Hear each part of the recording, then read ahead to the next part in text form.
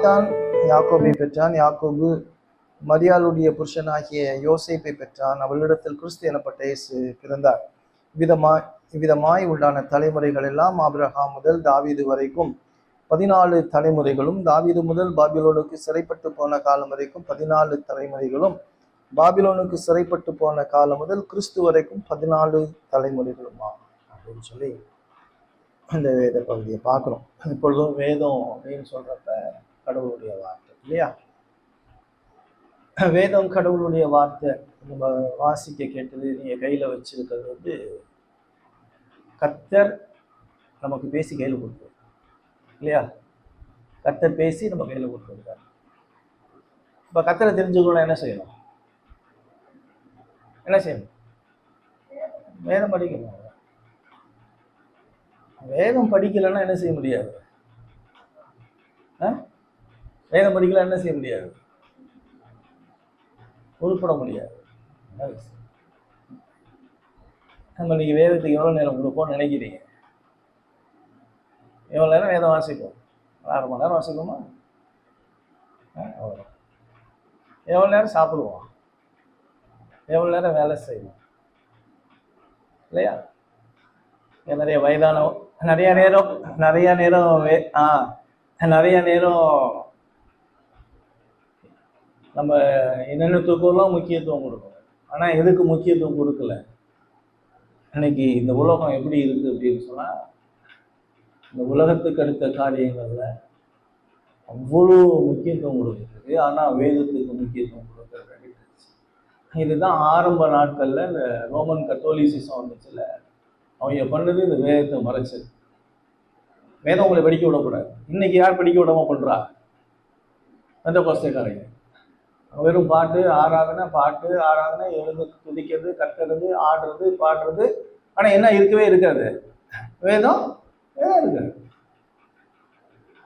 கையில வேதத்தை வச்சுட்டு இன்னைக்கு ஜனங்கள் எப்படி வாழ்ந்து கொண்டு இருக்காங்கன்னு சொல்லுவாங்க. அதாவது வேதனையான ஒரு விஷயம் என்னன்னா, இன்னைக்கு இந்த உலகத்துல வேதத்துக்கு முக்கியத்துவம் கிடையாது. இன்னைக்கு எல்லாருமே யாரை பிரியப்படுத்துறாங்கன்னு நினைக்கிறீங்க? யாரை பிரியப்படுத்துறாங்க? கடவுளை பிரியப்படுத்த மாட்டாங்க. இருக்கிற போதகனை முக்கியத்துவப்படுத்துவாங்க. இந்த போதகம்லாம் ஒரு இளவும் கிடையாது. சரியா? போதகன் உங்களை போல ஒரு விசுவாசி, கொஞ்சம் முதிர்ந்தவன், வேதத்தை போதிக்கும்படியா கர்த்தரால் நியமிக்கப்பட்ட ஒரு ஊழியர். வேதத்தை உங்களுக்கு கற்றுக் கொடுக்க வேண்டியது போதகனுடைய வேலை. போதகன் முக்கியமான பணி என்னன்னா, இங்கே இருக்கிறீங்க 10 பேர் இருக்கீங்க அப்படின்னு சொன்னால், இந்த இடத்துல இந்த 10 பேரையும் பரலோகத்தில் கொண்டு போய் சேர்க்கறது தான் ஊழியக்காரனுடைய வேலை. உங்களுக்கு வியாதி, தலைவலி, கல்யாணம், கடன் தொல்லை, பிரச்சனை, இதுக்கெல்லாம் எங்களுக்கும் அதுக்கும் சம்மந்தம்லாம் கிடையாது. சரியா? நீங்கள் பாவத்திலிருந்து மனம் திரும்பி இயேசு கிறிஸ்துவை விசுவாசித்து பரலோகத்துக்கு கூட்டிகிட்டு போக வேண்டிய வேலை. உங்களுக்குள்ள அழியாத ஒரு ஆத்துமா கர்த்தர் கொடுத்திருக்கிறார். அந்த அழியாத ஆத்துமா எவ்வளோ உன்னதமானதுங்கிறது இன்னைக்கு உங்களுக்கு புரியல. இன்னைக்கு இந்த உலக மக்கள் எல்லாம் தன்னை பிரியப்படுத்துறவும் மனுஷனை பிரியப்படுத்துறதும் தான் முக்கியமான வேலை. இன்னைக்கு கடவுளை பிரியப்படுத்துறதை விட்டுட்டதுனால தான் இன்னைக்கு ஏற்பட்ட பிரச்சனை. இன்னைக்கு வேதம் அவ்வளோ இன்றியமையாது. இந்த வேதம் இல்லாமல் வேதத்தை குறித்து பார்க்கும் பொழுது 2 தீமோத்தேயு 3ஆம் அதிகாரம் 16ஆம் வசனத்தில் பார்க்கும் பொழுது உங்கள் எல்லாருக்கும் நல்ல பரிச்சயமான வசனம். வேத வாக்கியங்கள் எல்லாம் தேவ ஆவியினால நமக்கு என்ன செய்யப்பட்டிருக்கு? அருளப்பட்டிருக்கு. வேதம் நம்ம கையில் கற்றுக் கொடுத்துருக்காரு. அது எப்படின்னா, எப்படி கொடுத்துருக்காரு அப்படின்னு சொல்லி பார்த்தீங்கன்னா, நீங்கள் 2 பேதுரு 1ஆம் அதிகாரத்தை நீங்கள் பாருங்க. 2 பேதுரு 1ஆம் அதிகாரத்தை நீங்கள் எடுத்துக்கிட்டீங்க அப்படின்னு சொன்னால், அவர் சொல்கிறார் ஒரு அருமையான அந்த வசனம் நீங்கள் குறித்து வச்சுக்கோ. அது படிக்கிறப்ப அவ்வளோ முக்கியமான ஒரு காரியம். 2 பேதுரு 1ஆம் அதிகாரம் 20ஆம் வசனத்தில் பார்க்கும் பொழுது, 20-21 பார்க்கும் பொழுது, வேதத்தில் உள்ள எந்த தீர்க்க தரிசனமும் சுய தோற்றமான பொருளை உடையதாகிறாது என்று நீங்கள் முந்தி அறிய வேண்டும். அதாவது என்னன்னா, இது வேதம் சுயமா தோன்றுனதில்லை. தீர்க்க தரிசனமானது ஒரு காலத்திலும் மனுஷனுடைய சித்தத்தினால உண்டாகவில்லை. தேவனுடைய பரிசுத்த மனிதர்கள் பரிசுத்த ஆவியினால ஏவப்பட்டு பேசுறாங்க. கடவுள் பேசி கொடுத்த ஒரு விஷயம். கடவுள் பேசுனது கையில நீங்க வச்சிருக்க வேதம் கடவுள் பேசுனது. எவ்வளவு மகிமையான ஒரு காரியம் தெரியுமா அந்த வேதம். இந்த வேதத்துக்கெல்லாம் நிகரெல்லாம் உலகத்துல கிடையாது. இந்த வேதம் இல்லைன்னா இந்த உலகத்துல ரட்சிப்பே கிடையாது. இந்த வேதம் இல்லைன்னா இயேசுவே தெரியாது. இந்த வேதம் இல்லைன்னா நம்ம பாவத்துல செத்து நரகத்துக்கு போயிடுவோம். இந்த வேதம் இல்லை அப்படின்னு சொன்னா கடவுளுடைய கோபாக்கியனுக்கு நேராக போயிடுவோம். நீங்க வேணா உங்களுக்கு தெரிஞ்சுச்சுன்னா நீங்க என்ன செய்யணும், உங்க போதர்கிட்ட சொல்லி sinners in the hands of angry காடுன்னு சொல்லி ஒரு ஜோனத்தான் எட்வர்ட்ஸ் எழுதின ஒரு பிரசங்கம் தமிழாக்கம் பண்ணி வேணா போடலாம். நீங்க வந்து இதில் பண்ணலாம்ல, இந்த டிரான்ஸ்லேட் கூகுள் டிரான்ஸ்லேட்டில் போட்டு அது படிச்சுட்டு அப்படி கை காலெல்லாம் ஆடுது இருக்கலாம். ஏன்னா இந்த உலகத்துல ரட்சிக்கப்படாத மனுஷன் எல்லாரும் கடவுளுடைய கோபத்துக்கு நேராக இருக்கு. கடவுள் பாவிகளான மனுஷன் மீது கோபமா இருக்கிறார். கடவுள் பாவமான மனுஷனை நியாயம் தீர்க்க போறார். கடவுள் இந்த பாவியான மனுஷனை நரகத்துல போட போறாரு. நித்தியமான அழிவுள்ள நரகத்துல போட போறாரு.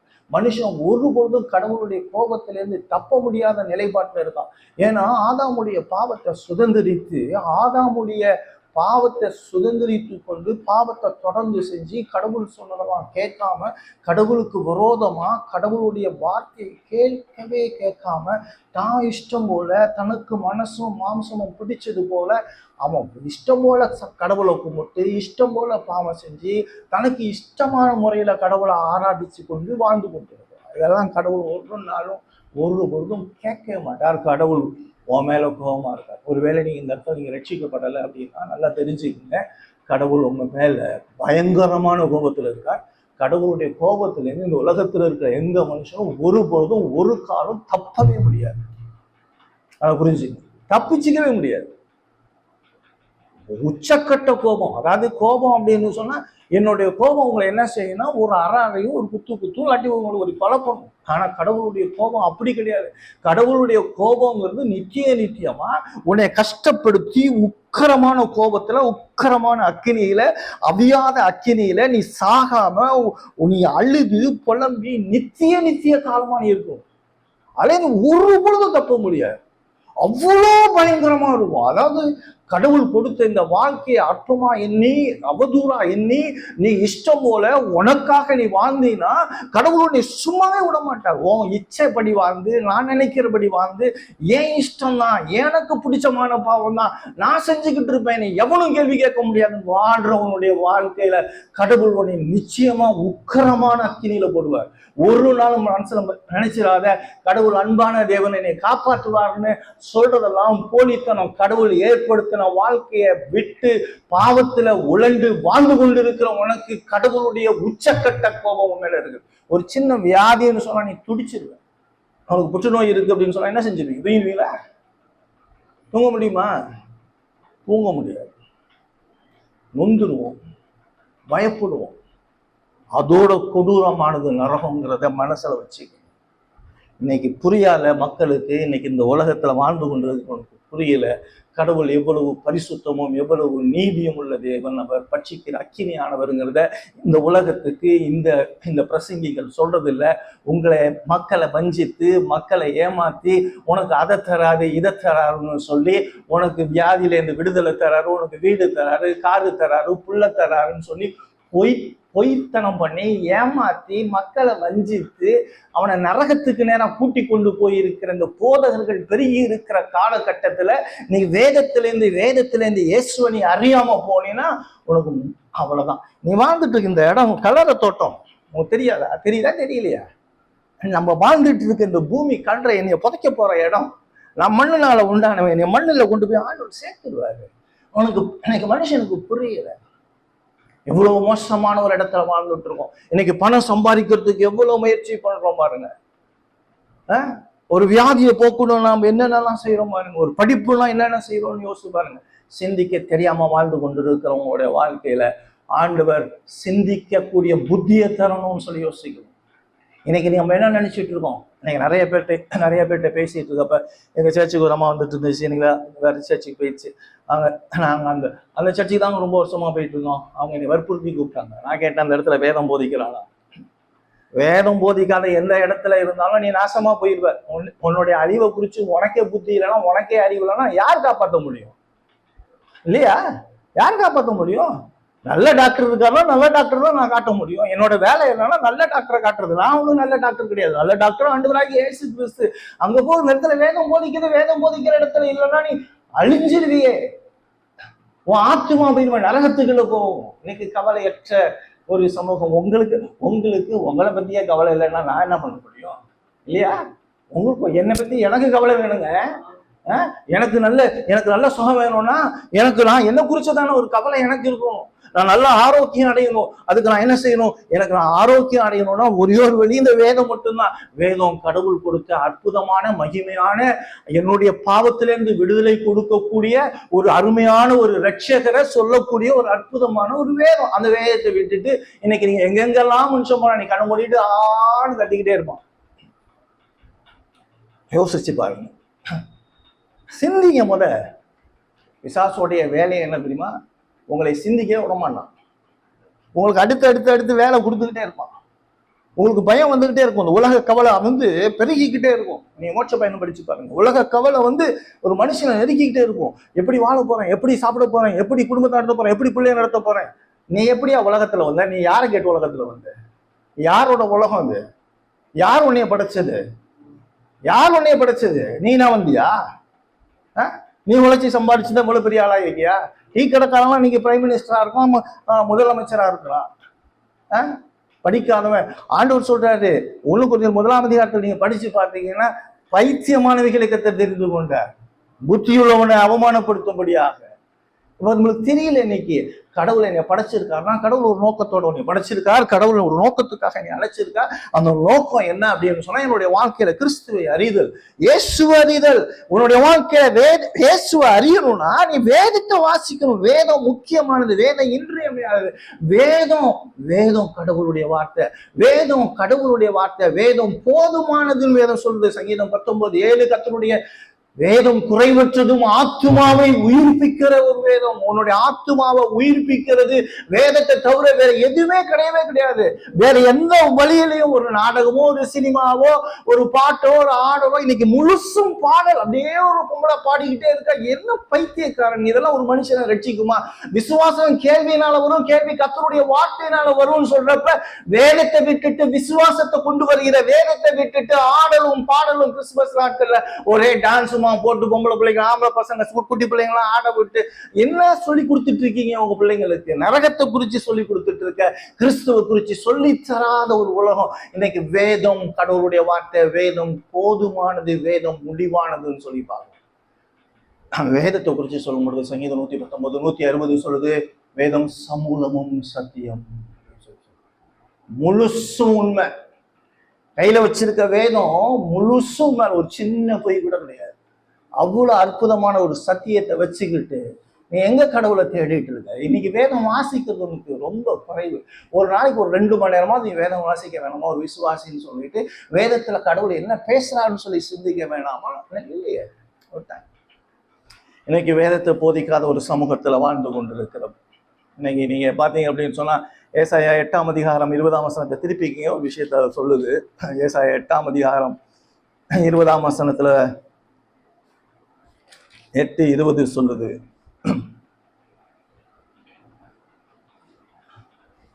பக்கம் 814வது பக்கத்துல வேதத்தையும் சாட்சி ஆகமத்தையும் கவனிக்க வேண்டும். இந்த வார்த்தையின்படியே சொல்லாவிட்டால் அவனுக்கு என்ன இல்லை? விடியற் காலத்து வெளிச்சம் இல்லை. இதன்படியே சொல்லணும், இதுல இருக்கிற மாதிரியே சொல்லணும். இதன்படி சொல்லலன்னா விடியற் காலத்து வெளிச்சம் இல்லை. அப்ப இப்ப ஒரு விஷயம், ஒரு பாயிண்ட் வரும். என்ன ஒரு குறிப்புக்கு வரும்னா வேதம் முக்கியமானது. ஏன் அப்படின்னு சொன்னா எனக்கு வெளிச்சம் கொடுக்கக்கூடியது எங்க இருக்கு? வேதத்துல இருக்கு. அந்த வெளிச்சம் யாரு? ஆண்டவராகிய இயேசு கிறிஸ்து. அப்ப இயேசுவை நீங்க எங்க பார்க்கலாம்? வேதத்துல தான் பார்க்கலாம். இயேசுவை வேற எங்கேயும் நீங்க என்ன செய்ய முடியாது? பார்க்க முடியாது. கனவுல பார்க்க முடியாது, சரியா? சொப்பனத்துல பார்க்க முடியாது, சரியா? இந்துல இயேசு இருக்காருன்னு சொல்ல முடியாது, ஸ்லோகத்துல இயேசு இருக்காருன்னு சொல்ல முடியாது, சரியா? அதெல்லாம் போலித்தனம், பித்தலாட்டம். அந்த ரிக்வேதத்துல இயேசு இருக்காரு, மண்ணாங்கட்டியில இயேசு இருக்காருன்னா ஒரு உலகத்துல இருக்க ஒரு பெரிய பைத்தியக்காரன் சொல்றாரு. வேதம் கடவுளுடைய, இந்த வேதம் பரிசுத்த ஆவியான கடவுளால எழுதப்பட்டுச்சு. இந்த வேதத்தை தாண்டி வேற எங்கேயும் இயேசுவை தேடுறேன்னு கிறுக்கு பையன் தான் நான் சொல்லுவேன். ரிக்வேதத்தை எழுதுனது யாரு? யார் எழுதுனா? எவன் எழுதுனா? ஏதோ ஒரு கிறுக்கு பையன் எழுதுனா. இதை யார் எழுதுனது? இது யார் எழுதுனது? கடவுள் எழுதுனது. அப்போ உனக்கு எது மேல நம்பிக்கை இல்லை? இது மேல நம்பிக்கை இல்லை. வெளியில இருந்து உனக்கு நம்பிக்கை வரும்னா அது நரகத்துக்கு தான் கூட்டிட்டு போகும். இதுக்குள்ளதான் உன்னுடைய நம்பிக்கையே இருக்கும். இதுக்குள்ளதான். அதுதான் சொல்றது, வேதம் போதுமானது. வேதம் போதுமானது. அப்போ ஒரு விஷயத்த ஒரு முடிவுக்குள்ளா வரும். என்ன முடிவுக்குள்ளா வரும்? வேதம் வேணும் அப்படின்னு சொல்லி. இப்போ வேதத்துல இன்னைக்கு என்ன பார்க்குறோம் அப்படின்னு சொன்னா, மத்தேயு சுவிசேஷம் 1ஆம் அதிகாரத்தை நம்ம பார்க்குறோம். வசனம், முதல் வசனம் சொல்லுது, ஆபிரகாமின் குமாரனும், சரியா, 2வது தாவீதின் குமாரனுமாகிய இயேசு கிறிஸ்து. இப்ப இந்த மத்தேயு சுவிசேஷம் யாருக்கு எழுதப்படுது? யாருக்கு எழுதப்படுதுங்கிறத முதல் தெரிஞ்சுக்கணும்.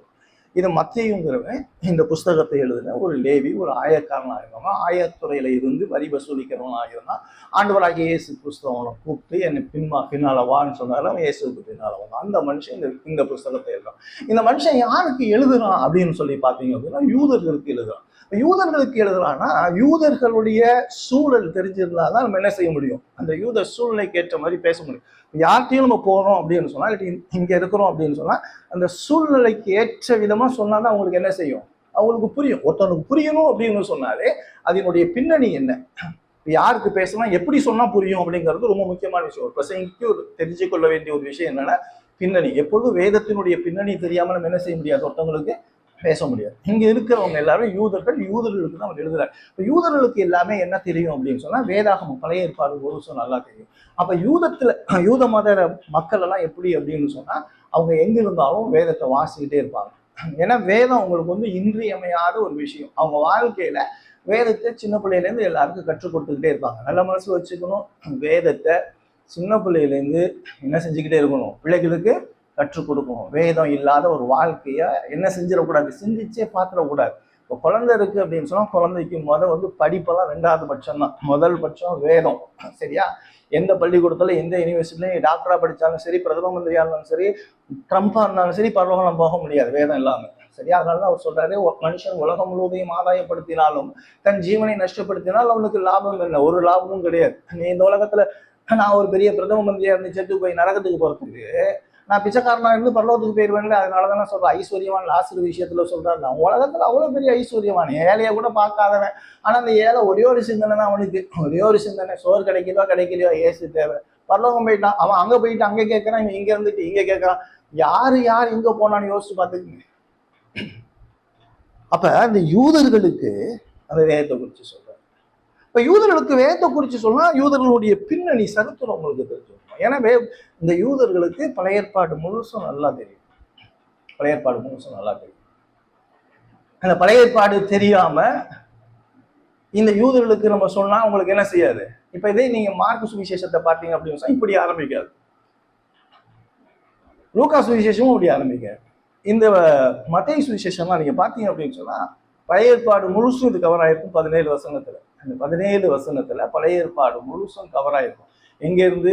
ஆதியாகமம் 12ஆம் அதிகாரத்திலிருந்து, சரியா, மல்கியா வரைக்கும் கிளியெல்லாம் சொல்லியிருப்பார். அவங்க சிறைப்பட்டு நெகேமியா வரைக்கும் சொல்லியிருப்பார்.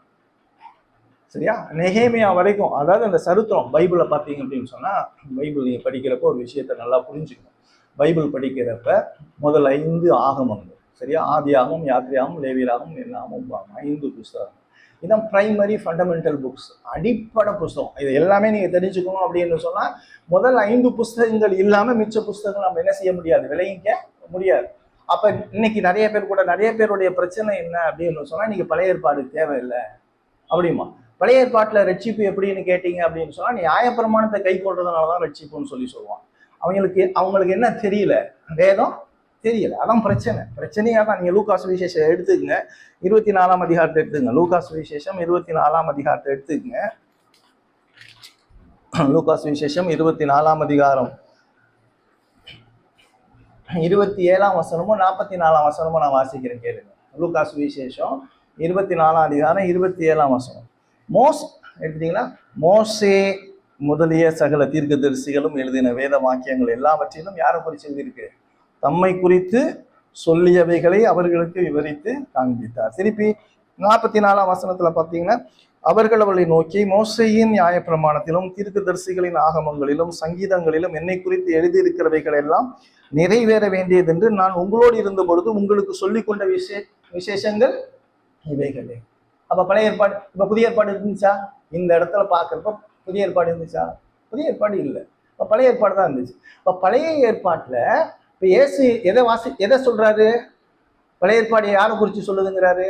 இயேசுவை குறிச்சு சொல்லுதுங்கிறார். இப்ப இந்த இந்த 24 அதிகாரம் படிச்சீங்கன்னா ரொம்ப இன்ட்ரெஸ்டிங்கான ஒரு விஷயம். இந்த 24 அதிகாரம் இயேசு உயிர் எழுந்துட்டார். சரியா? இயேசு உயிரோட எழுந்துட்டார். இயேசு உயிரோட எழுந்த உடனே எல்லார்ட்டையும் நான் தான் இயேசு, நான் தான் இயேசு, நான் தான் இயேசுன்னு சொன்னாரா? எங்கேயாவது சொல்லாரு, ஒரு இடத்துலையும் சொல்லாரு. ஏன்னா அவங்களுக்கு அப்படி சொன்னா என்ன செய்யாது? புரியாது.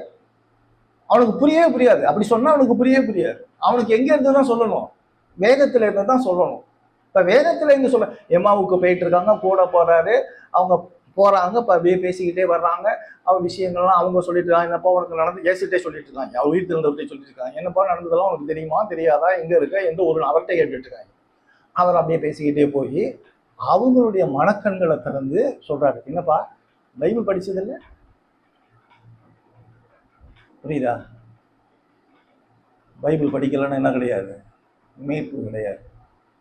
இன்னைக்கு இந்த சமூகம், இன்றைக்கு சொல்லிக் கொண்டிருக்கிற நவீன கிறிஸ்தவம் பைபிளை மறைக்கிற கிறிஸ்தவம். புரியுதா? பாருங்க, அந்த வசனத்துல நீங்க பார்த்தீங்க அப்படின்னு சொன்னா 44வது வசனத்துல நம்ம வாசிச்சோம். 45ஆம் வசனம் பாருங்க. அப்பொழுது வேத வாக்கியங்களை அறிந்து கொள்ளும்படி அவருடைய மனதை அவர் திறந்து அவர்களை நோக்கி எழுதியிருக்கிறபடி கிறிஸ்து பாடுபடவும் 3ஆம் நாளில் மரித்தோரிலிருந்து எழுந்திருக்க வேண்டியதாக இருந்தது. அன்றியும் மனம் திரும்புதலும் பாவ மன்னிப்பும் எருசலேம் தொடங்கி சகல தேசத்தாருக்கும் அவருடைய நாமத்தினாலே பிரசங்கிக்கப்பட வேண்டியது. நீங்கள் இவைகளுக்கு என்னவா இருக்கீங்க? சாட்சிகளா. எது என்ன பிரசங்கிக்கணும்? வேதத்திலிருந்து இயேசு கிறிஸ்துவினுடைய மரணம், சரியா, உயிர்த்தல்களை பிரசங்கிக்கணும். இன்னைக்கு என்ன பிரசங்கம்? நீங்க என்ன பிரசங்கம்? ஒரு ஆள் பிரசங்கம் பண்ணிட்டே இருப்பாங்க. கவனிச்சிருக்கீங்க, இப்ப பார்ப்பீங்க, நீங்களாம் பார்த்துருப்பீங்க. அதனால நான் சொல்ல வேண்டியது இல்லை, நான் சொல்ல மாட்டேன். இயேசு வர்றார், இயேசு வர்றார், எருசலேம்ல கோயில் கட்டிட்டாங்க, அந்த என்ன செங்கல் கொண்டாந்துட்டாங்க, சிகப்பு கடாரி ரெடி ஆயிடுச்சு அப்படிமா. சிகப்பு கடாரி ரெடி ஆனாங்க, கோயில் கட்டினாங்க. கோயில் கட்டாட்டி என்ன கேட்குறவனுக்கெல்லாம் வேதத்தை விட்டுட்டு வெறும் உலகத்துல இருக்கிற இன்ஃபர்மேஷனா கொடுத்துட்டு இருப்பான். மக்களுக்கு இது மாதிரி தகவல் சொன்னீங்கன்னு வச்சுங்களேன், ரொம்ப ஆர்வமா கவனிப்பான். ரொம்ப நல்லா இருக்குமா? அதுல வியூவை பாருங்களேன், அதுல வியூ லட்சக்கணக்கு. நம்ம வியூவை பாருங்களேன், 4 பேர் பார்க்க மாட்டான், 4 பேர் பார்க்க மாட்டான். பார்க்கறவனு என்ன செய்வான்? அந்த 4 நம்ம சபை ஆளே பார்க்காது. நம்ம சபையில இருக்கவனே அதை பார்க்க மாட்டான். ஏன்னா அதுல வந்து ஒண்ணுமே இல்லையே, அதுல என்ன இருக்குங்க? நீ என்ன சொல்லுவ? நான் என்ன சொல்லுவேன்? என்ன சொல்லுவேன்? ஏசு ஏசும்ப, பாவம் பாவம்ப, என்னைய பார்த்து பாவி பாவிம்ப. உனக்கு இதானே வேலை? அவன் பாரு எவ்வளோ தகவல் சொல்றான். அமெரிக்காவை பத்தி சொல்றான், இஸ்ரேலை பத்தி சொல்றான், இஸ்ரேல அயன் டூமை பத்தி சொல்றான், என்னென்னமோலாம் சொல்றான், துப்பாக்கியை சொல்றான், ரொபோட்டை பத்தி சொல்றான். நீ இதெல்லாம் சொல்றியான்னு கேட்கலாம் என்கிட்ட. நான் என்ன உனக்கு சயின்ஸ் வாதியாலா? ரொபோட் உண்டாயிருச்சு, ரொபோட் இப்படி சொல்றோம்னு சொல்றதுக்கு? நான் சொல்லக்கூடியது, வேதம் சொல்லக்கூடியது ஒன்னே ஒண்ணுதான், நீ பாவியை செத்தா நரகத்துக்கு போயிடுவேன். இதை தாண்டி உனக்கு என்ன சொல்லணும்? உனக்கு இருக்கிறது பெரிய ஆபத்து, உனக்கு இருக்கிறது புத்துநோய், சீக்கிரமா சாக போறவனுக்கு நான் கொண்டாந்து சினிமா காட்டிட்டு உட்காந்துருக்கலாமா? சாக போறவனுக்கு மருந்து கொடுக்க வேணாம், அவனை எப்படி காப்பாற்றணும்னு நினைக்க வேணாம். இந்த சிந்தனை இன்னைக்கு இல்லை. பாருங்க எப்படி ஏமாத்திட்டு இருக்கான் பாருங்க. வேதத்தை காட்டவே மாட்டேங்கிறாங்க. யோவான் சுவிசேஷம் 5ஆம் அதிகாரம் 39ஆம் வசனம் சொல்லுது, வேத வாக்கியங்களை ஆராய்ந்து பாருங்கள், அவைகளால் நித்திய ஜீவன் உண்டு என்று எண்ணிக்கலையே, அவைகள் என்னை குறித்து சாட்சியிடுகிறது. பழைய ஏற்பாடு கிடையாது, இயேசு சொல்றாரு. அப்ப பழைய ஏற்பாடு முழுசும் யாரை பத்தி தான் பேசிட்டு இருக்கு? இயேசுவை குறிச்சுதான் பேசிட்டு இருக்கு. இன்னைக்கு இந்த வேதத்தை விட்டுட்டான். வேதத்தை இன்னைக்கு பாத்தீங்கன்னா ஒரு குரூப் சொல்லுவான். இன்னைக்கு அது அவங்க குரூப் பிரதரன்னு சொல்லி ஒரு குரூப் வருவார். அது யாரு நமக்கு தெரியும். அது அவங்க எல்லாரும் பழைய ஏற்பாட்டுல நியாயப்பிரமாணத்தை கை கொண்டாதான் ஆச்சு. பைபிள்ல வசனம் சொல்லுது, அப்போஸ்தலர் 4:12 சொல்லுது, அவராலே என்று வேறு ஒருவராலும் ரட்சிப்பு இல்லை. நல்ல கவனிங்க, நாம் ரட்சிக்கப்படும்படி வானத்தின் கீழெங்கும், சரியா, மனுஷர்களுக்குள்ளே அவருடைய நாமமே இல்லாமல், ஆதாம் முதல் இயேசு வர வரைக்கும் இயேசு கிறிஸ்து என்கிற நாமத்தினால்தான் உலகத்துல இருக்க எல்லா மனுஷனுக்கும் ரட்சிப்பை தவிர வேறு யாரு மூலமாவும் ரட்சிப்பு கிடையாது. புரியுதா? அப்ப ரட்சிக்கப்படணும். யார் எனக்கு தேவை? உங்களுக்கு யாரு தேவை? உங்களுக்கு யார் தேவை? யார் தேவை? இயேசு தேவை. இயேசு கிறிஸ்து தேவை. இயேசு இல்லாம வாழ்க்கை கிடையாது. இயேசு கிறிஸ்து இல்லாம பாவ மன்னிப்பு கிடையாது. இப்ப மத்தேயு சுவிசேஷம் எழுதுறப்ப அவர் சொல்றாரு, ஒரு பெரிய சத்திரத்தை சொல்றாரு. என்ன சொல்றாரு அப்படின்னு சொன்னா, பழைய ஏற்பாடு முழுசும் சொல்றாரு. ஆபிரகாமின் குமாரனும் தாவீதின் குமாரனுமாகிய இயேசு கிறிஸ்து. இப்ப இந்த பகுதி 17 வசனங்கள் நீங்க முதல் படிச்சு பாருங்க. இந்த 17 அதிகாரம் 17 வசனத்துல அந்த ஹோல் ஹிஸ்டரி ஆஃப் அந்த ஓல்ட் டெஸ்டமென்ட் சொல்றாரு. அதான் பிப்ளிக்கல் தியாலஜி அப்படிம்பாங்க. எல்லாத்தையும் மீட்பின் சரித்திரம்னு சொல்லுவாங்க. மனுஷன் பாவம் செஞ்சான். ஆதியாகமம் 3ஆம் அதிகாரம் 15ஆம் வசனத்துல 3ஆம் அதிகாரத்துல பாவம் செய்யறான். 15ஆம் வசனத்துல ஆண்டவர் சொல்றாரு, உன் வித்துக்கும் அவள் வித்துக்கும் பகை உண்டாக்குவேன், ஸ்திரீயின் வித்தாக மேசியா வரப்போகிறார். அதுதான் செய்தி. சுவிசேஷங்கிறது நல்லா தெரிச்சுங்க. சுவிசேஷங்கிறது 2000 வருஷத்துக்கு முன்னதாக இயேசு கிறிஸ்து சிலுவையில மரிச்சு அடக்கம் பண்ணப்பட்டு உயிர் தெழுந்தாரு இல்ல. இயேசு கிறிஸ்து அப்படிங்கிறவரு என்ன செஞ்சாருன்னா, உலக தோற்றத்துக்கு முன்னதாக அடிக்கப்பட்ட ஆட்டுக்குட்டியானவராக இருக்கிறார். உலக தோற்றத்துக்கு முன்னதாகவே இருக்கிறார். அது பிதாவானவர் தீர்மானம் பண்ணி அதாவது மீட்பு என்ன செஞ்சிருச்சுன்னா, முடிவு பெற்ற மீட்பு முடிஞ்சு போச்சு. அது நடைமுறையில வர்றதுதான் இந்த பைபிள்.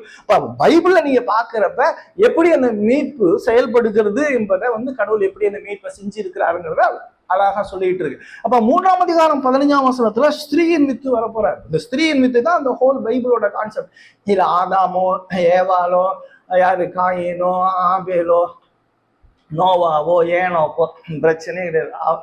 ஆபிரகாம் ஈசாக்கு யாக்கோபு யோசேப்பு மோசே ஆரோனு நியாயாதிபதிகள் அப்புறம் சவுடு இவங்கெல்லாம் பிரச்சனையே கிடையாது. இந்த பிரச்சனை என்ன அப்படின்னு சொன்னா, இந்த உலகத்திற்கு பாவத்திலேருந்து விடுதலை கொடுக்க ஒருத்தர் தேவை. அவர் ஆண்டவராகிய இயேசு கிறிஸ்து. அவர் இந்த உலகத்துல எப்படி வந்தார் அதான் செய்யும்.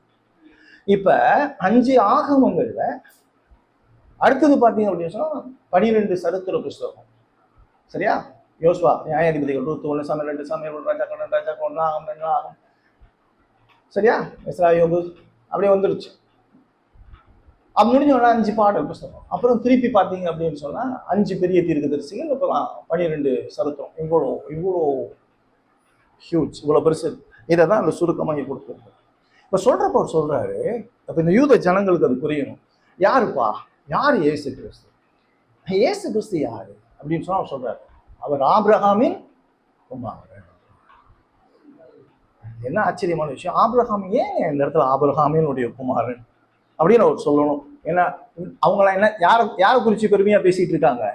ஆபிரகாமை குறிச்சு பெருமையா பேசிட்டு இருக்காங்க. பார்த்தீங்களா? பைத்தியக்கார பசங்களா இன்னைக்கு போதகனை பத்தி பெருசா பேசிட்டு இருக்காங்க. இங்க யாருக்குங்க ஒரே ஒருத்தருக்கு தான் இங்க முக்கியத்துவம். எப்பொழுதும் ஆராதனைக்கு வர்றப்போ உங்களுடைய சிந்தனைகள் போதகனா இருக்கக்கூடாது. யாரா இருக்கணும்? இயேசுவா மட்டும்தான் இருக்கணும். உங்க நன்றி எறிதல் இயேசுவா இருக்கணும். வேற யாரை பத்தியும் இருக்கக்கூடாது. எவனை பத்தியுமே பேசவே கூடாது. இந்த இடத்துல உங்களுக்கு கடவுள் செய்த நன்மை என்ன அப்படின்னு சொன்னா, நீங்க கடவுள் செஞ்ச நன்மைனா என்ன சொல்லுவீங்க? ஆண்டவர் நல்ல கை கால் கொடுத்ததுக்காக ஸ்தோத்திரம், கண்ணு கொடுத்ததுக்காக, மூக்கு கொடுத்ததுக்காக, வீடு கொடுத்ததுக்காக, கார் கொடுத்ததுக்காக, நல்ல சாப்பாடு கொடுத்ததுக்காக ஸ்தோத்திரம். இதெல்லாம் பைத்தியக்காரன் சொல்றோம். ஆண்டவர் தனது குமாரனாகிய இயேசு கிறிஸ்துவை கொடுத்ததுக்காக தான் ஸ்தோத்திரம். அவர் என்ன செஞ்சாருங்கிறது தான் நம்மளுக்கு முக்கியம். இயேசு கிறிஸ்து இல்லாம ஒண்ணுமே இல்லை. அவர்னாலதான் இந்த உலகமே உண்டாக்கப்பட்டுச்சு. அவர்னாலதான் நான் இன்னைக்கு உயிரோடு இருக்கிறேன். அவர் என்னை நினைச்சு இந்த உலகத்துல என்னை படைச்சிருக்காரு. அவர் என்னை நினைச்சு பாவத்துல விழுந்து போன என்னக்காக அவர் கடவுள் ஆவியா இருந்தவர், காணக்கூடாத இந்த உலகத்துல மனுஷனாக இந்த உலகத்துல வந்தார். அதுக்குதான் நீங்க என்ன செய்யணும்? ஸ்தோத்திரம். வேற எதுக்கும் ஸ்தோத்திரம் சொல்லக்கூடாது. வேற எதுக்குமே ஸ்தோத்திரம் கிடையாது. ஸ்தோத்திரம்னா யோசித்து பாருங்க, அந்த சிலுவை மரணத்தெல்லாம் ஐயோ, அதாவது கற்பனையில நீங்க சிந்திச்சே பார்க்கவே முடியாது. கடவுள் எப்படி மனுஷனா வர முடியும்னு நினைச்சாலே கை காலெல்லாம் நடுங்க. எப்படி வர முடியும்? How it is possible? அப்படின்னா அவர் எந்த அளவுக்கு என் மேல அன்பு கூர்ந்திருப்பார் யோசிச்சு பாருங்க. எல்லாரையும் அந்த வசனத்தை நீங்க பாத்தீங்க அப்படின்னு சொன்னா 1ஆம் அதிகாரம் 21ஆம் வசனத்துல அவள் ஒரு குமாரனை பெறுவாள், அவருக்கு என்னன்னு செய்வாங்க? ஏசு என்று பெயரிடுவாயாக. ஏனெனில் என்னமா? அவர் தமது ஜனங்களின் பாவங்களை நீக்கி அவர்களை ரட்சிப்பார். தமது எல்லாரும் இல்ல, தமது ஜனங்கள். உலகத்துல இருக்க எல்லாருக்காகவும் கிறிஸ்தவங்க மறிக்கல, தன்னுடைய பிள்ளைகள். அப்ப நான் எப்படிப்பட்டவன்? நான் அவருடைய பிள்ளை இல்லையவா? அப்ப என்ன யாருக்கு நான் நன்றி சொல்லுவோம்? அப்ப அவ்வளவு எப்பனா என் மேல எவ்வளவு பிரியம் இருக்குன்னு யோசிச்சு பாருங்க. எந்த அளவுக்கு என்னை நேசிச்சிருப்பாருன்னு யோசிச்சு பாருங்க. எந்த அளவுக்கு நான் மோசமா இருப்பேன்னு யோசிச்சு பாருங்க. நான் பிறந்ததுல இருந்து பாவம், ரட்சிக்கப்படுற வரைக்கும் பாவம் செஞ்சேன், ரட்சிக்கப்பட்ட பிற்பாடு இன்னும் கூடுதலா பாவம் செஞ்சுட்டு இருக்கேன். அப்படியே தொடர்ந்து நேசிச்சிட்டு இருக்காருன்னா அவருடைய அன்பு எப்படிப்பட்ட அன்பு! ஆமென்.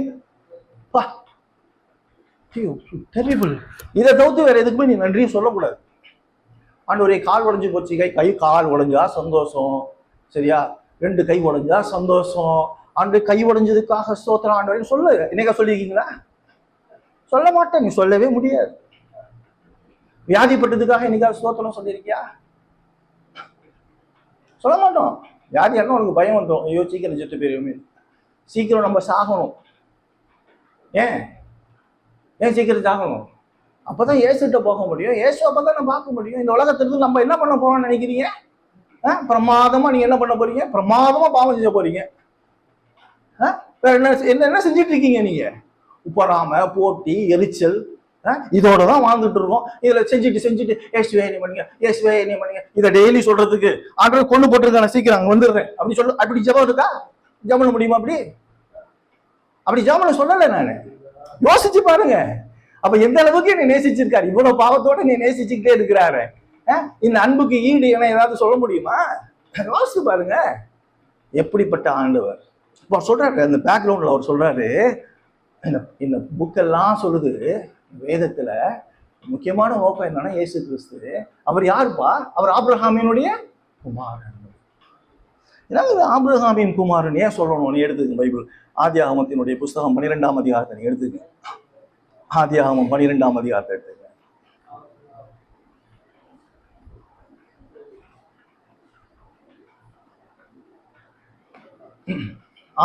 ஆதியாகமம் 12ஆம் அதிகாரம் முதல் 3 வசனத்துல 3வது வசனம். முதல் வசனத்திலே நான் வாசிக்கிறேன். கர்த்தர் ஆபிராமை நோக்கி, நீ உன் தேசத்தையும் உன் இனத்தையும் உன் தகப்பனுடைய வீட்டையும் விட்டு புறப்பட்டு நான் உனக்கு காண்பிக்கும் தேசத்துக்கு போ. நான் உன்னை பெரிய ஜாதியாக்கி உன்னை ஆசீர்வதித்து உன் பேரை பெருமைப்படுத்துவேன், நீ ஆசீர்வாதமாக இருப்பாய். இப்ப இதுதான் நம்ம எல்லாருக்கும் ரொம்ப பிரமாதமா இருக்கும். நீ கூப்பிட்டுட்டாரே, நீ ஆசீர்வதிக்க போறாரு. அதுதான் உங்களுடைய பிரதான சிந்தனையா இருக்கும். அடுத்த வசனத்தை பாருங்க. உன்னை ஆசீர்வதிக்கிறவர்களை ஆசீர்வதிப்பேன் அப்படின்னு சொல்லிட்டு, உன்னை சபிக்கிறவர்களை சபிப்பேன் அப்படின்னு சொல்லிட்டு, பூமியில் உள்ள வம்சங்கள் எல்லாம் உனக்குள்ள என்ன செய்யப்பட போகுது? யார் மூலமா ஆசீர்வதிக்கப்பட போகுது? ஆபிரகாம் மூலமா. ஆண்டவர் அந்த யூதனுக்கு சொல்றாரு. இப்ப அந்த சிந்தனைய பாருங்க, அந்த மத்தேயுடைய சிந்தனை பாருங்க. நீ ஆபிரகாமின் வித்துன்னு சொல்றியே, ஆபிரகாமின் வித்துன்னு சொல்லி நீ அலுஃபா எடுக்கிற. நீ என்ன செய்யற அப்படின்னு சொன்னா, உன்னை இந்த யூத குலத்தையும் ஆபிரகாமின் வித்துங்கிறதையும் மோசையுடைய குமாரன்கிறதையும் நீ ரொம்ப பெருமையா பேசிட்டு இருக்க. உனக்கு நியாயப்பிரமாணம் இருக்குன்னு பேசிட்டு இருக்க, உனக்கு ஆசிரியப்பு கூடாரம் இருக்குன்னு பேசிட்டு இருக்க. இதெல்லாம் உன்னுடைய பெருமையை தூக்கி வச்சுக்கிட்டு இருக்க. அவர் அங்க சொல்றாரு, உனக்குள்ள பூமியில் உள்ள வம்சங்கள் எல்லாம் ஆசீர்வதிக்கப்படும். இப்ப பூமியில் உள்ள வம்சங்கள் எல்லாம் ஆசீர்வதிக்கப்படுறதுக்கு யார் வரப்போறா? யாரு? இயேசு வரப்போறாரு. இப்ப யூதனுக்கு ஒரு விஷயத்த சொல்றாரு, இந்த ஆபிரகாமினுடைய வித்துல தான் யாரு வரப்போறா? இயேசு கிறிஸ்துங்கிறவர் வரப்போறாரு. அப்ப அதுல முக்கியமே என்ன அப்படின்னு சொன்னா, வேதாகமத்தினுடைய முக்கியமே என்னன்னா இயேசு கிறிஸ்து. இப்ப ஆபிரகாம சொல்லியாச்சு. இப்ப ஆபிரகாம் சொன்ன உடனே நம்மளுக்கு உடனே என்ன சிந்தனை வரும்? ஆபிரகாமுக்கு என்ன, இயேசுவை பத்தி என்ன தெரியும் அப்படின்னு ஒரு கேள்வி வரும். சரி, அப்படி ஒரு கேள்வி வந்துச்சுன்னா நீங்க இன்னொரு செஞ்சு கலாத்தியர் நிருபத்தை எடுத்துங்க, 8ஆம் அதிகாரத்தை எடுத்துங்க. கலாத்தியர் 3ஆம் அதிகாரத்தை எடுத்துங்க, 8ஆம் வசனத்தை பாருங்க. கலாத்தியர் 3ஆம் அதிகாரம் 8ஆம் வசனத்துல பாத்தீங்க அப்படின்னு சொன்னா, 7ஆம் வசனமும் 8ஆம் வசனமும் நீங்க பாத்தீங்கன்னா, ஆகையால் குறிச்சுக்குங்க, ஆகையால் விசுவாச மார்க்கத்தார் எவர்களோ அவர்கள் ஆபிரகாமின் பிள்ளைகள் என்று அறிவீர்களா? மேலும் தேவன் விசுவாசத்தினாலே புறஜாதிகளை நீதிமானாக்குகிறார் என்று வேதம் முன்னதாக கண்டு, உனக்குள் சகல ஜாதிகளும் ஆசீர்வதிக்கப்படும் என்று ஆபிரகாமுக்கு சுவிசேஷம் எப்ப சொல்லப்பட்டுச்சு? ஆதியாகமம் 12ஆம் அதிகாரத்திலே சொல்லியாச்சு. யாரை பத்தி சொல்லியாச்சு? சுவிசேஷம் யாரை பத்தியது? இயேசுவை பத்தியது. இதை இயேசு சொல்றாரு. யோவான் சுவிசேஷத்துல 8ஆம் அதிகாரத்தை எடுத்துங்க. யோவான் சுவிசேஷம் 8ஆம் அதிகாரத்தை எடுத்துங்க.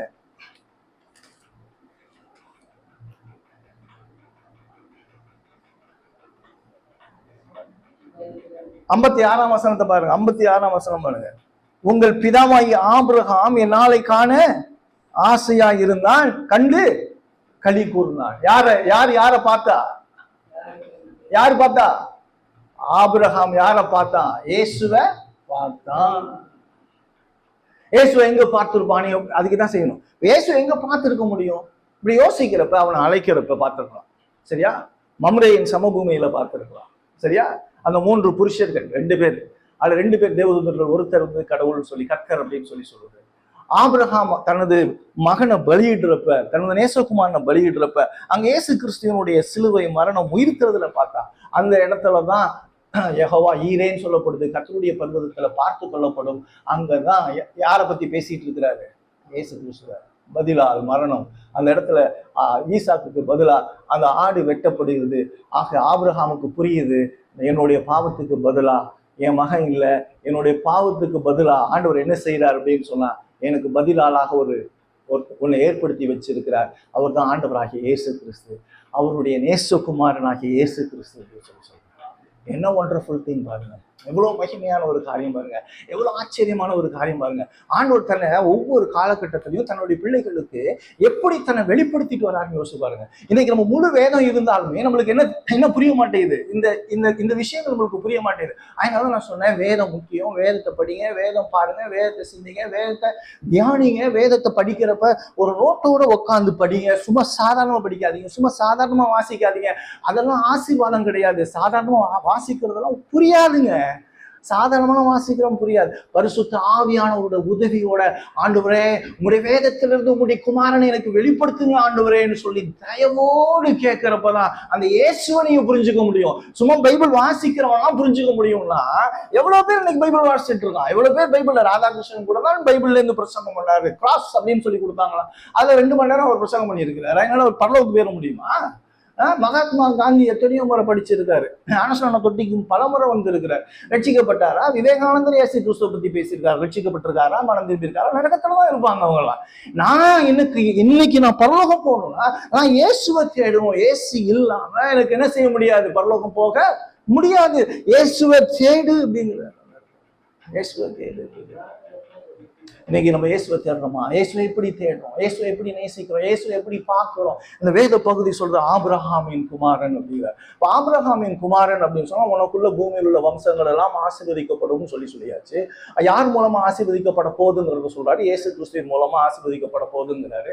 அந்த இயேசு கிறிஸ்து எப்படிப்பட்டவர் அப்படிங்கிறத நீங்க பார்த்தீங்க அப்படின்னு சொன்னா ரொம்ப ஆச்சரியமா இருக்கும். இந்த ஆபிரகாம் அவரை விசுவாசிச்சா அது அவனுக்கு நீதியாக எண்ணப்பட்டுச்சு. ஆபிரகாம் என்னத்தை விசுவாசிச்சான்? இயேசு கிறிஸ்துவை விசுவாசம். இப்பதான் சொல்றாரு ஆபிரகாமின் குமாரன் பாவரு. புரியுதா? ஒரு இன்ட்ரோடக்ஷன் எப்படி இருக்கு பாருங்க. இதுக்கு பின்னாலதான் ஒரு என்னன்னே சொல்ல போறாரு. அப்ப இந்த முதல் வார்த்தையிலே, அந்த முதல் வார்த்தையை நீங்க படிக்கணும்னா 12ஆம் அதிகாரத்திலேருந்து நீங்க 24ஆம் அதிகாரம் வரைக்கும் நீங்க என்ன செய்யணும்? ஆதியாகமத்துல நீங்க படிக்கணும். அதை படிச்சாதான் உங்களுக்கு புரியும். அதை படிக்காம அந்த ஆபிரகாமின் குமாரன் என்னன்னே புரியாது. ஆபிரகாமின் குமாரனும் சொல்லிட்டு ஆபிரகாம் குமாரன் சொன்னதோடு அவர் நிப்பாட்டல. அடுத்தது யாருன்னு சொல்றாரு? தாவீதின் குமாரன் அப்படின்னு சொல்றாரு. யாரு? பைபிள் பாருங்க.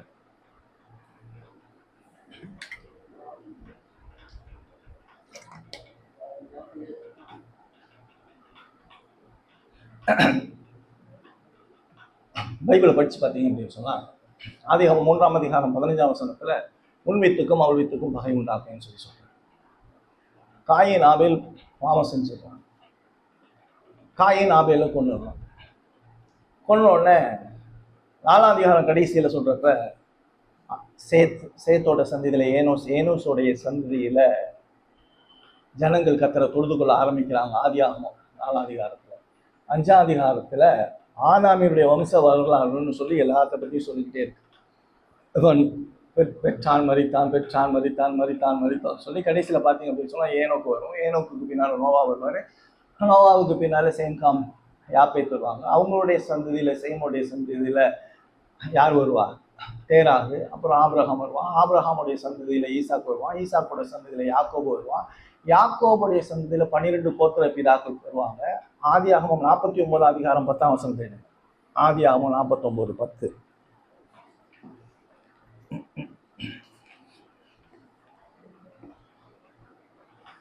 9ஆம் வசனம் 10ஆம் வசனம் வாசிக்கலாம். யூதா பாலசிங்கம், நீ இறை கவர்ந்து கொண்டு ஏறி போனாய். என் மகனே, சிங்கம் போலும் கிளச்சிங்கம் போலும் அடங்கி படுத்தான். அவனை எழுப்புகிறவன் யார்? சமாதான கர்த்தர் வருமளவும் செங்கோல் என்ன செய்யறதில்லை, யூதாவை விட்டு நீங்குவதில்லை. நியாய பிரமாணிகன் அவன் பாதங்களை விட்டு ஒளிவதும் இல்லை. ஜனங்கள் அவரிடத்தில் சேர்வார்கள். சமாதான கர்த்தர் வருமளவும் செங்கோல் யூதாவை விட்டு நீங்குவதில்லை. அப்ப யூதா கோத்திரத்துல யார் வந்தா? யூதா கோத்திரத்துல தாவீதின் குமாரன் யாரு? இயேசு கிறிஸ்து. இப்ப இப்படி சொல்றப்ப பாருங்களேன், இப்ப அந்த காங்கிரிகேஷன், அதாவது யார்கிட்ட பேசிட்டு இருக்கோமோ அந்த பேசினவங்களோட தொடர்போடே இருக்கிறார் பாருங்க. ஆபிரகாம் சொன்னா அவனுக்கு டக்குன்னு புரிஞ்சிச்சு. அடுத்தது யாரை பத்தி சொல்றாரு? தாவீதை குறிச்சு சொல்றாரு. தாவீதை குறிச்சு சொல்றப்ப 2 சாமுவேல் எடுத்துங்க. 2 சாமுவேலினுடைய புஸ்தகம் 7ஆம் அதிகாரத்தை எடுத்துங்க.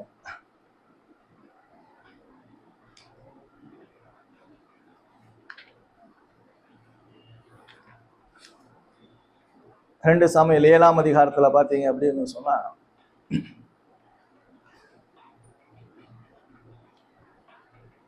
12ஆம் வசனத்தை வாசிக்கிறேன். உன் நாட்கள் நிறைவேறி உன் பிதாக்களுடைய நித்திரை பண்ணும்போது நான் உனக்கு பின்பு உன் கர்ப்ப பிறப்பாகி உன் சந்ததியை எழும்ப பண்ணி அவன் ராஜ்யத்தை என்ன செய்வேன்? நிலைப்படுத்துவேன். அவன் என் நாமத்துக்கென்று ஒரு ஆலயத்தை கட்டுவான். அவன் ராஜ்ய பாரத்தின் சிங்காசனத்தை என்றென்றைக்கும் நிலைக்க பண்ணுவேன். என்றென்றைக்கும் அவனுடைய ராஜ்ய பாரத்தை என்ன செய்வாரு? அந்த ராஜ்ய பாரம் ஒரு நாளும் ஒழியவே ஒழியாது. அது இட்டர்னல், நித்தியமானது. தேவன் தனது குமாரனாகிய இயேசு கிறிஸ்துவ ஆபிரகாமின் குமாரனும் தாவீதின் குமாரனுமாகிய இயேசு கிறிஸ்துவினுடைய ராஜ்யம் நித்திய ராஜ்யம்னு சொல்றாரு. ஆபிரகாம்னு சொல்றப்ப ஆபிரகாமுடைய விசுவாசத்தை கொண்டவங்களுக்கு என்ன பங்கு கொடுக்கிறாரு? நித்திய ராஜ்யத்துல பங்கு கொடுக்கிறார். இப்போ முதல் வசனமே என்ன செஞ்சிருச்சு?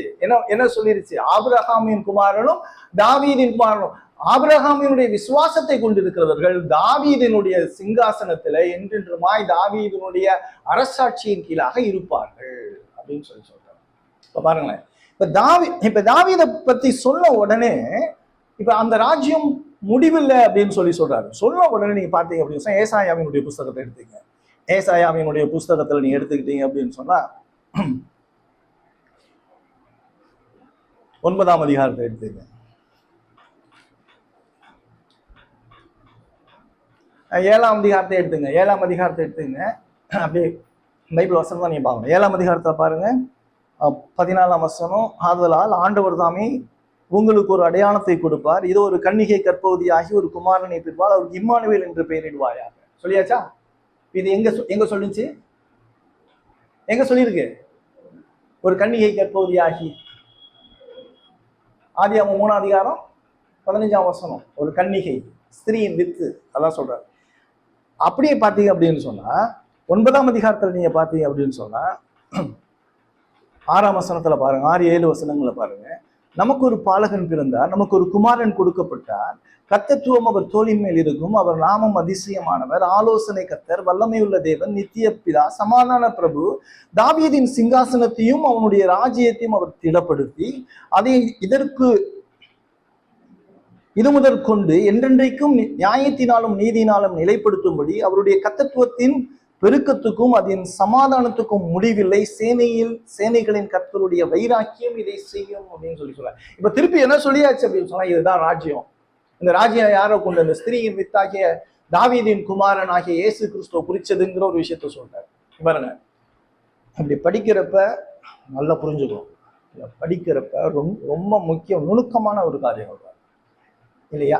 இப்ப இயேசு கிறிஸ்துவ குறிச்சு சொல்லப்படுது. பைபிள் முழுச இயேசு கிறிஸ்துவ குறிச்சு. இயேசு யாரு அப்படின்னு சொன்னா கடவுள். சரியா? அப்ப இப்ப இந்த வசனத்துல நீங்க படிக்கிறப்ப இந்த இயேசு யாரு அப்படின்னு சொன்னா மாம்சத்தில் வெளிப்பட்டவர். அவர் இயேசு யாருன்னா 100% கடவுள், 100% மனிதர். காட் மேன் அப்படிங்கிற விஷயம் தான் ஆபிரகாமின் குமாரனும் தாவீதின் குமாரனுமா இயேசு கிறிஸ்து. புரியுதா? இது ரொம்ப வெரி வெரி இம்பார்ட்டன்ட். இப்படி சொல்றப்ப பாருங்க, இப்படி சொல்றப்ப ரொம்ப முக்கியமான விஷயத்தை நல்லா புரிஞ்சுக்கணும். பைபிள்லாம் என்னன்னு நல்லா தெரிஞ்சுக்கணும். பைபிள் அப்படின்னு சொன்னா வேதத்துல சொல்லப்பட்டிருக்கிற வாக்கு தத்தங்கள் சரித்திரத்தில் நிகழ்வதுதான் வேதம். நான் சொல்றது விளங்குதா?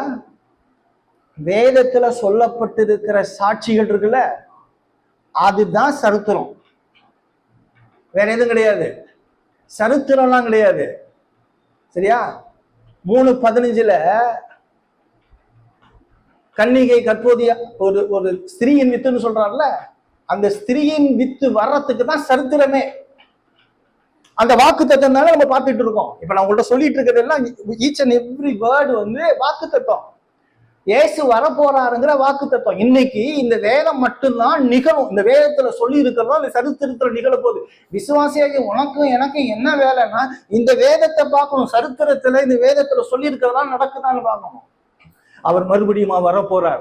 அவர் மறுபடியுமா வர்றதுக்கு முன்னால நீ உன் பாவத்திலிருந்து நீ மனம் திரும்பணும், உன் பாவத்தை விட்டு நீ விலகணும், இயேசு கிறிஸ்து இடத்துல வரணும். அவர் தான் உனக்கு பாவ மன்னிப்பை கொடுக்க போறார். அவர் தான் உன்னுடைய ரட்சகர். அவர் இல்லாம உனக்கு பாவ மன்னிப்பு இல்லை. அவரால் அன்றி வேறு ஒருவராலும் ரட்சிப்பு இல்லை. நான் எவ்வளியும் சத்தியமும் ஜீவனமாய் இருக்கிறேன். என்னை இல்லாமல் ஒருவனும் பிதாவின் இடத்தில் வரான். அந்த இயேசு கிறிஸ்துவ நீ விசுவாசிக்கணும். வேற பேச்சே பேசக்கூடாது. வேற அந்த அல்ற சொல்ற கதையெல்லாம் இங்க பேசவே கூடாது.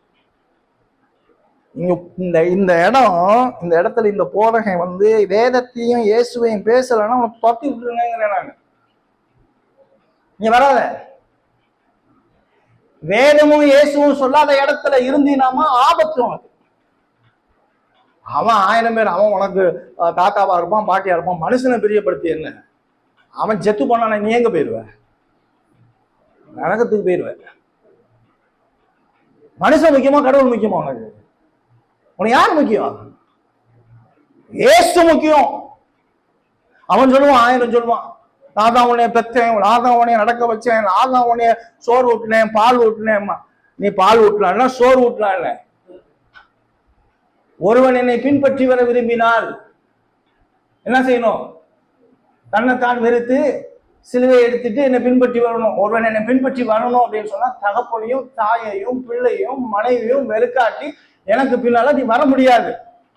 அப்பா அம்மா பிள்ளையெல்லாம் துரத்திட்டு வாடாங்கிறார் ஆண்டவர். அப்படின்னா என்ன அர்த்தம்? முதலாவது கடவுளை தேடுன்னு அர்த்தம். அவங்கள வேணான்னு சொல்லல. முதல்ல நீ கடவுளை தேடு, அவன் பின்னால வருவான். புரியுதா? சொந்த பந்தம்லாம் முக்கியம் கிடையாது. புரியுதா? சொந்த பந்தம்லாம் முக்கியம் கிடையாது. முக்கியம் இயேசுவை தவிர வேற எதுவுமே கிடையாது வாழ்க்கையில. அது பிள்ளையா இருந்தாலும் சரி, பொண்டாட்டியா இருந்தாலும் சரி, அதெல்லாம் 2ஆம் தரம். முதல் தரம் யாரு? இயேசு கிறிஸ்து. அவர் தான் என்னை படைச்சார். அவர் என்னை அவருக்கு வந்து என் மேல ஒரு விருப்பம், அந்த உலகத்தை இருக்கணும் அப்படின்னு சொல்லி அவர் என்னுடைய பாவத்துல என்னை மன்னிக்கணுங்கிறதுக்காக என்னை படைச்சு, நான் பாவத்தில் விழுந்து போன என்னை மீட்கிறதுக்காக அவர் இந்த உலகத்துல வந்து நீ எவ்வளவு மோசமான நிலையில இருந்தோம், நான் இந்த அளவுக்கு நேசிச்சிருக்கிறேன் பாரு, உன்னை நேசிச்சுக்கிட்டே இருக்கிறேன் பாரு, உன்னை இன்னைக்கு மட்டும் இல்லை, உன்னை ரட்சிக்கப்பட்டதில்லை, இந்த உலக தோற்றத்துக்கு முன்னதாக அந்த அன்பு இருந்தாலும் எனக்கு தெரியல. நான் பாவம் செஞ்சு விழுந்து போன பிற்பாடு அந்த பாவத்திலிருந்து என்னை மீட்டு அந்த பாவத்தை விட்டுருவேன்னு நினைச்சு, முழுசா விட்டுருவேன்னு நினைச்சு நீ நேசிக்கல, முழுசா நீ விடமாட்டேன்னு தெரிஞ்சு நீ நேசிச்சு நீ நித்தியத்துல வச்சு நேசிக்க போறாருன்னா இப்படிப்பட்ட ஒரு கடவுளை நீ இந்த உலகத்தை நீ பார்க்க முடியுமா? பார்க்க முடியுமா? இவர் தாங்க ஆண்டவர், இவர் தாங்க ரட்சகர், இவர் தான் ஆண்டவராக இயேசு கிறிஸ்து. நீங்க இயேசு தெரியலையே. இயேசுங்கிற இந்த வார்த்தை பிரசங்க பீடத்துல இருந்து வரவே இல்லையே. ஆண்டவராக இயேசு கிறிஸ்துங்கிற இந்த வார்த்தை பிரசங்க பீடத்துல இருந்து வரல. அல்லேலூயான்னு வருது, ஆமென் வருது. ஆண்டவராக இயேசு கிறிஸ்துங்கிற அந்த வார்த்தை வரல. ஆபத்து. நீ இருக்கிற இடம் ஆபத்து, கொடூரமான இடத்துல இருக்கிற. இயேசுவ சொல்லாத இடம் ஆபத்து நிறைஞ்ச இடம், நரக பள்ளத்தாக்குல இருக்கிற. மறந்துடாத. இன்ஃபர்மேஷனுக்கெல்லாம் போனா இன்டர்நெட்டை திறந்து உட்காந்து படிச்சுக்கோ. பைபிளையும் பிரசங்கத்தையும் இயேசுவை பத்தி கேட்கணும்னா வேதம் போதிக்கிற இடத்துல இருக்கும். அவர் சொல்றாரு, ஆபிரகாமின் குமாரனும் தாவீதின் குமாரனும், தாவீதுக்கு நித்திய ராஜ்யத்தை கொடுக்க போறாரு. அந்த தாவீதின் குமாரன் தான் இயேசு கிறிஸ்து. அந்த தாவீதின் குமாரனை பத்தி சொல்றாரு.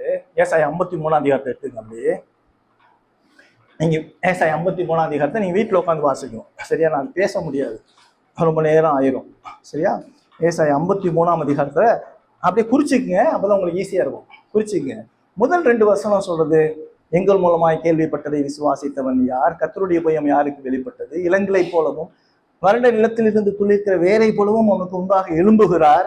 அவருக்கு அழகும் இல்லை, சௌந்தரியம் இல்லை. அவரை பார்க்கும் பொழுது அவர் விரும்பத்தக்க ரூபம் அவருக்கு இல்லாதிருந்தது. அவருடைய பிறப்பை குறித்து சொல்லுது. சரியா? 3-4 வசனங்கள் 3ஆம் வசனம் சொல்றது அவருடைய வாழ்க்கையும் அவருடைய ஊழியத்தையும் குறித்து சொல்லுது. 4ஆம் வசனத்திலிருந்து 9ஆம் வசனம் வரைக்கும் அந்த இயேசு கிறிஸ்துவினுடைய பதிலால் மரணத்தை குறித்து சொல்லுது. சப்ஸ்டிடியூஷனரி டெத்தை பத்தி சொல்லுது. 10ஆம் வசனத்திலிருந்து 12ஆம் வசனம் வரைக்கும் இயேசு கிறிஸ்து யாருக்காக மரித்து உயிர்த்தெழுந்தார், அவருடைய உயிர்த்தெழுதலை குறித்து சொல்லுது. இயேசு கிறிஸ்துவினுடைய பிறப்பு ஏசாயா 53 பைபிள்ல நீங்க திரும்ப திரும்ப வாசிக்க வேண்டிய ஒரு அற்புதமான ஒரு அதிகாரம்.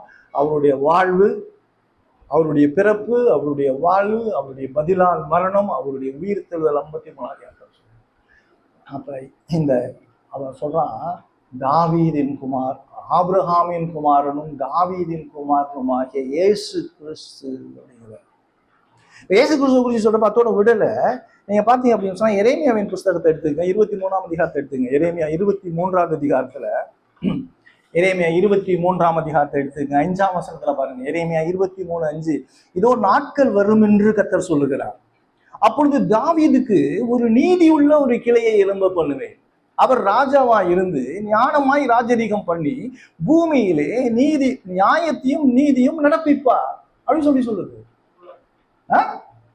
அப்ப யார் அவரு? அந்த நீதியின் ராஜா ஆண்டவராகிய இயேசு கிறிஸ்து. பாருங்க என்ன அற்புதமான ஒரு மகிமையான ஒரு விஷயத்த சொல்லிட்டு இருக்காரு பாருங்க. இந்த இயேசு கிறிஸ்து தான். லூகாஸ் விசேஷம் 1ஆம் அதிகாரத்தை எடுத்துங்க. அப்படியே லூகாஸ் விசேஷம் 1ஆம் அதிகாரத்தை எடுத்துக்கிட்டீங்க அப்படின்னு சொன்னா 32வது வசனத்துல பாத்தீங்கன்னா அவர் பெரியவராக இருப்பார். அது அங்க மரியாள்கிட்ட சொல்றாரு, அவர் பெரியவராய் இருப்பார், உன்னதமானவருடைய குமாரன் எனப்படுவார், கர்த்தராகிய தேவன் அவருடைய பிதாவாகிய தாவீதின் சிங்காசனத்தை அவருக்கு கொடுப்பார். ஆபிரகாமின் குமாரனும் தாவீதின் குமாரனும் ஆகிய இயேசு கிறிஸ்து. திருப்பி அப்படி 69ஆம் வசனத்தில் நீங்க பாத்தீங்க அப்படின்னு சொன்னா, அவர் தம்முடைய பிதாக்களுக்கு வாக்குத்தத்தம் பண்ணின இரக்கத்தை செய்வதற்கு அப்படின்னு சொன்னார். அவர் தனது பிதாக்களுக்கு வாக்குத்தத்தம் பண்ண, பிதாக்களுக்கு யாருக்கு வாக்குத்தத்தம் பண்ண? ஆபிரகாமுக்கு வாக்குத்தத்தம் பண்ணாரா, உனக்குள் சகல ஜாதிகளும் ஆசீர்வதிக்கப்படும் சொல்லி. தாவீதுக்கு வாக்குத்தத்தம் பண்ணாரா, உன்னுடைய ராஜ்யம் நித்திய ராஜ்யம் சொல்லி. அந்த ராஜ்யத்தினுடைய ராஜா யாரு? ஆண்டவராகிய இயேசு கிறிஸ்து. அந்த ஆண்டவராகிய இயேசு கிறிஸ்து யார் அப்படின்னு சொல்லி ஏசாயா 53ஆம் அதிகாரத்துல சொல்றாரு, அவர் இந்த உலகத்துல மனிதனாக வந்தார். அவர் இந்த உலகத்துல மனிதனுடைய பாவங்களுக்காக பதிலாளாக மரித்தார். அவர் பதிலாளாக மரித்தது மாத்திரமல்ல, அவர் உயிரோடு இருக்கிறார், உயிரோடு எழுந்தார். அவர் தனது ஜனங்களின் பாவங்களை நீக்கி அவர்களை ரட்சித்தார். அதுதான் ஆண்டவராகிய இயேசு கிறிஸ்து. புரியுதா? பைபிள் முழுசும் ஒரே ஒரு சிந்தனை மட்டும்தான், ஒரே ஒரு சிந்தனை. அவர் யாரு? ஆபிரகாமின் குமாரன், தாவீதின் குமார். இப்ப ஆபிரகாமின் குமாரன் தாவீதின் குமாரனுமாகிய இயேசு கிறிஸ்து அப்படிங்கிறார். இயேசு அப்படின்னு சொன்னா யோசுவா, ரட்சகர், காப்பாற்றுபவர், விடுதலை தருபவர். யோசிச்சு பாருங்க, விடுதலை. அவர் ஏன் இங்க வரணும்? விடுதலை கொடுக்க வரணும் அப்படின்னா கடவுள் ஏன் விடுதலை கடவுள் ஏன் இந்த விடுதலை கொடுக்க வரணும்? மனுஷன் தன்னைத்தானே என்ன செஞ்சுக்க முடியாது, விடுவிச்சுக்க முடியாது. அதான் பேஸ். என்ன என்னால காப்பாத்திக்க முடியாது, என்ன என்னால ஒருபொழுது காப்பாத்திக்க முடியாது, என்ன இந்த உலகத்தில் இருக்க எந்த மனிதனாலும் என்னை காப்பாற்ற முடியாது. அவ்வளவு கொடூரமான பாவத்துக்குள்ள சிக்கி இருக்கு. என்னை விடுவித்துக் கொள்ளக்கூடிய திறமை இல்லாதவன் நான். புரியுதா? அதனாலதான் சொல்றது கிருபையினால ரட்சிப்பு, கிரியையினால ரட்சிப்பு கிடையாது. அதனாலதான் அவன் போறப்பெல்லாம் கத்திக்கிட்டு சோனா ராஜபம் கன்றாவிலாம் செஞ்சுட்டு இருக்கான், பைத்தியக்காரங்களா செஞ்சுட்டு இருக்கான். இது எவனாலையும் காப்பாற்றவே முடியாது, ஒருத்தரால் தான் காப்பாற்ற முடியும். அவர் ஆண்டவராகிய இயேசு கிறிஸ்து. அவர் இயேசு கடவுள் மாம்சத்துல வந்தார். நல்லா புரிஞ்சுங்க, கடவுள் மனிதனாக வந்தார். பதிலால் அப்படின்னு சொன்னா, எனக்கு பதிலா பிள்ளைகள் மாம்சத்தையும் ரத்தத்தையும் உடையவர்களா இருக்கிறது போல குமாரனும் மாம்சத்தையும் ரத்தத்தையும் உடையவரானார். ஏன்னா என்னை இயேசு நேசிச்சார். என்னை நேசிச்சதுனால அவர் என்னுடைய பாவத்தை போக்கணுங்கிறதுக்காக அவர் கடவுள் மனிதனாக வந்தார். அவர் என்னுடைய பாவத்தை ஏற்றார், எனக்கு பதிலாக மரித்தார். நான் அடைய வேண்டிய ஆக்கின, நான் அடைய வேண்டிய அவமானம், நான் அடைய வேண்டிய நிந்தனை, நான் அடைய வேண்டிய தேவ கோபம் பிதாவான கடவுள் எனக்கு பதிலா குமாரனை தண்டிச்சாருங்க. அதாங்க கிறிஸ்தவம். இயேசு அவர் சொல்லிட்டு கிறிஸ்து, இயேசு கிறிஸ்து அப்படிங்கிறார். அந்த வசனத்தை நீங்க பார்த்தீங்க அப்படின்னு சொன்னா, ஆபிரகாமின் குமாரனும் தாவீதின் குமாரனும் ஆகிய இயேசுன்னு சொல்லி விடல. கிறிஸ்துன்னு சொல்றார். கிறிஸ்து அப்படின்னு சொன்னா அனாயிண்டட் ஒன், அபிஷேகம் பண்ணப்பட்டவர். அவர் அபிஷேகம் பண்ணப்பட்டவர் அப்படின்னு சொன்னா அபிஷேகம் யாரை பண்ணுவாங்க? 3 பேர் தான். யாரு? ஆசாரியன், தீர்க்கதரிசி, ராஜா. 3 பேர். இயேசு கிறிஸ்து இந்த உலகத்துல ஆசாரியனா, ராஜாவா, தீர்க்கதரிசியா? தீர்க்கதரிசியா தனது வார்த்தையை சொல்லி தன்னை வெளிப்படுத்தினார். ஆசாரியனா எனக்கு பதில் ஆளாக சிலுவையில மறித்து பரிந்து பேசினார். ராஜாவாக எனக்காக ஆளுகை செய்கிறார். இதுதான் ஆண்டவராகிய இயேசு கிறிஸ்து. இவர் தான் அபிஷேகம் பண்ணப்பட்டவர். யார் அபிஷேகம் பண்ணப்பட்டவர்? இயேசு அபிஷேகம் பண்ணப்பட்டவர். இன்னைக்கு அபிஷேகம் சொல்லி பைத்தியக்காரனுங்க போறானுங்க. இயேசுவை விசுவாசிக்கிறப்ப நான் என்ன ஆயிடுறேன்? அபிஷேகம் பண்ணப்படுறேன்.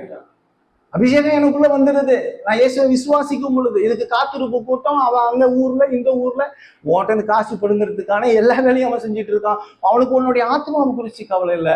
உன்னுடைய ஆத்மா காப்பாற்றப்படணும், உன் பாவத்துல இருந்து விடுதலை வரணும்னா நீ வேதத்துல சொல்லப்பட்ட ஆண்டவராகிய இயேசு கிறிஸ்துவை விசுவாசிக்கணும். ஆபிரகாமின் குமாரனும் தாவீதின் குமாரனுமாகிய இயேசு கிறிஸ்து இல்லாம உனக்கு ரட்சிப்பு கிடையாது. ஆபிரகாமின் குமாரனும் தாவீதின் குமாரனுமாகிய இயேசு கிறிஸ்து இல்லாம ரட்சிப்பு கிடையாது. அதனாலதான் ஆதாம் பாவம் செஞ்சான், ஆதாமேவால் பாவம் செஞ்சாங்க. ஆண்டவர் அங்க வெட்டி ஒரு ஆட்டை வெட்டி தோல்வுடைய உடுத்தி நீதியா இனிமேட்டுக்கு போ, இனிமேட்டுக்கு பாவம் செய்யாத. அவன் மன்னிப்பு கேட்டானா? ஆண்டவரே நீ சொன்ன பழத்தை நான் மிஞ்சி சாப்பிட்டுட்டேன்னு சொல்லி கேட்டானா? இல்லையே. அதான் கிருபை. கிருபைனா என்னன்னா தகுதி இல்லாதவனுக்கு, அவன் கேட்காதவனுக்கு கொடுக்கிறது கிருபை. கடவுள் கிருபையை அவனை ரட்சித்து விட்டார். அதுதான் சொல்ற அங்க ஆபேல் பலியிட்டான். ஆபேலுடைய பலிதான் ஏற்றுக்கொள்ளப்பட்டுச்சு. யாத்திராகமம் 12ஆம் அதிகாரத்துல அந்த ஆடு எப்படி இருக்கணும்னு சொல்லப்பட்டுச்சு. ஏசாயா 53ஆம் அதிகாரத்துல அந்த ஆடு மனுஷனா சித்தரிக்கப்படுகிறது. யோவான் சுவிசேஷம் 1ஆம் அதிகாரம் 29ஆம் வசனத்துல யோவான் ஸ்நானகன் சொல்றான், இதோ உலகத்தின் பாவத்தை சுமந்து தீர்க்கிற தேவநாட்டுக்குட்டி, இவர் தான் ரட்சகர், இவராலே அன்றி வேறு ஒருவராலும் ரட்சிப்பில்லை, உனக்கு பதிலாக இவர் தான். இந்த இயேசுவை விசுவாசிக்கும். இந்த இயேசு இல்லாம உனக்கு ரட்சிப்பு இல்லை. இந்த இயேசு கிறிஸ்து உலக ரட்சகர். இந்த இயேசு கிறிஸ்துவோடைய பாவத்தை போக்குறவர். இந்த இயேசு கிறிஸ்துவோடைய மகா மோசமான பாவத்தை எல்லாம் மன்னிக்கிறதுக்கு வல்லமை உள்ளவர். இந்த இயேசு இல்லாம உனக்கு பாவ மன்னிப்பு இல்லை. இந்த இயேசு கிறிஸ்து கடவுள் மனிதனாக வந்தவர். இந்த இயேசு கிறிஸ்து வாக்குத்தத்தத்தின் தேவன். இந்த இயேசு கிறிஸ்து சரித்திர புருஷன். இந்த இயேசு கிறிஸ்து கடவுளாக இருந்தவர், மனிதனாக வந்தவர். இந்த இயேசு கிறிஸ்து கிறிஸ்துவத்தினுடைய 2வது நபர். இந்த இயேசு கிறிஸ்து பாவிகளுக்காக சிலுவையிலே மரித்து தனது இரத்தத்தை சிந்தி உங்களையும் என்னையும் மீட்டுக் கொண்டவர். இந்த இயேசு கிறிஸ்துவ நீங்க என்ன செய்யணும்? விசுவாசிக்கிறீங்களா? விசுவாசா பரலோகம் போகலாம், இல்லாட்டி போக முடியாது. கர்த்தர் தாமே இந்த வார்த்தைகளை ஆசீர்வதிப்பாராக. ஆமென்.